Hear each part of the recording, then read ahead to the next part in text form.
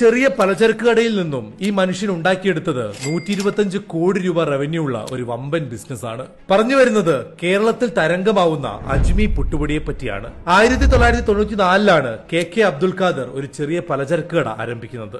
എന്നാൽ പല ബ്രാൻഡ്സിന്റെ പ്രൊഡക്ട്സുകൾ വിൽക്കുന്നതിന് പകരം സ്വന്തമായി എന്തുകൊണ്ട് പ്രോഡക്ട്സ് ഉണ്ടാക്കിക്കൂടാ എന്ന് അദ്ദേഹം ചിന്തിക്കുകയാണ്. അങ്ങനെ അബ്ദുൽ ഖാദറും ഭാര്യയും അവരുടെ വീടിനെ ചെറിയൊരു ഫാക്ടറിയാക്കി മാറ്റി പുട്ടുപൊടി നിർമ്മിക്കാൻ ആരംഭിക്കുന്നു.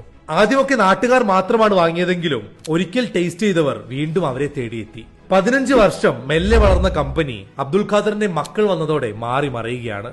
വലിയ രീതിയിൽ കമ്പനി എക്സ്പാൻഡ് ചെയ്ത അവർ വെറും 10 വർഷം കൊണ്ട് റവന്യൂ 25 ലക്ഷത്തിൽ നിന്ന് 125 കോടിയിലേക്ക് എത്തിച്ചു. ഇന്ന് കേരളത്തിലെ നമ്പർ 1 ഫുഡ് ബ്രാൻഡായ അജ്മി സൗത്ത് ഇന്ത്യയിലെയും മിഡിൽ ഈസ്റ്റിലെയും ഫേവറേറ്റ് ബ്രാൻഡാണ്. വെറും 5 സെന്റുള്ള വീട്ടിൽ പുട്ടുപൊടി ഉണ്ടാക്കി തുടങ്ങിയ അവർ ഇന്ന് 600 പേർക്ക് ജോലി നൽകുന്ന ഒരു ഐക്കോണിക് കമ്പനിയാണ്.